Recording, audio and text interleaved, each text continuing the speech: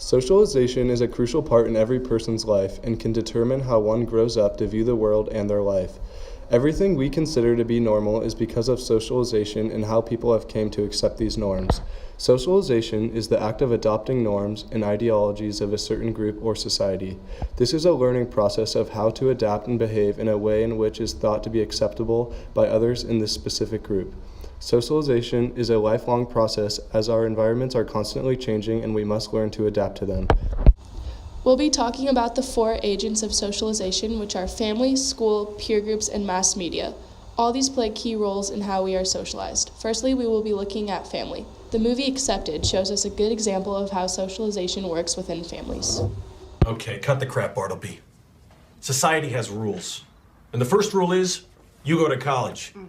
You want to have a happy and successful life? You go to college. If you want to be somebody, you go to college. If you want to fit in, you go to college. Notice how the father is trying to tell his son what is normal and expected of him in the U.S. Also note how the young girl agrees with what her father has to say. Family socialization is regarded as the most powerful because children's minds can be easily influenced. Parents also have the ability to influence their children to fit into gender roles of society. For example, when boys fight, the parents say things like, "Boys will be boys," but girls are discouraged from engaging in roughhousing and are taught to have good etiquette. Secondly, we will be discussing school as a form of socialization. School plays an important role in kids' lives since they are there for 12 or more years. Not only do children learn academics through curriculum, but school also teaches crucial life and social skills.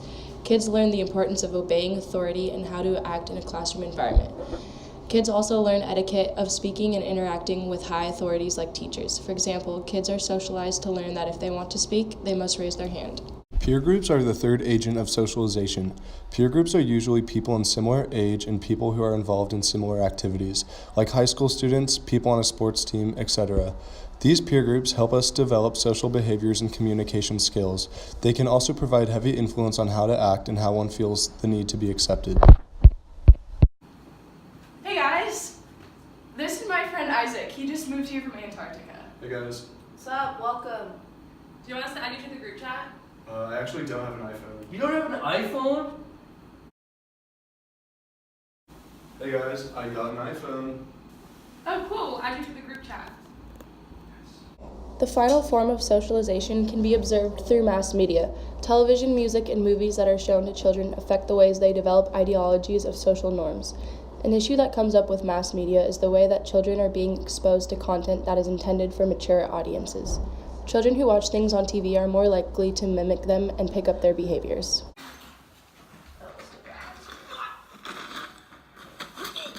Watch how the media influences his actions to mimic the violence. Hey, can I borrow your pencil? I'm actually using it right now. As shown, socialization plays a major role in how we interact with the world and others around us. Socialization never stops as we are constantly adapting to new cultures when we meet new people and travel to unfamiliar areas. Everything we learn is from socialization and can directly affect our lives and where we decide to take them. Socialization is not something we tend to think about, but is something that is constantly around us and shaping us. While it may not be something we need to think about daily, it is an important role in our lives and something we should all be aware of and acknowledge.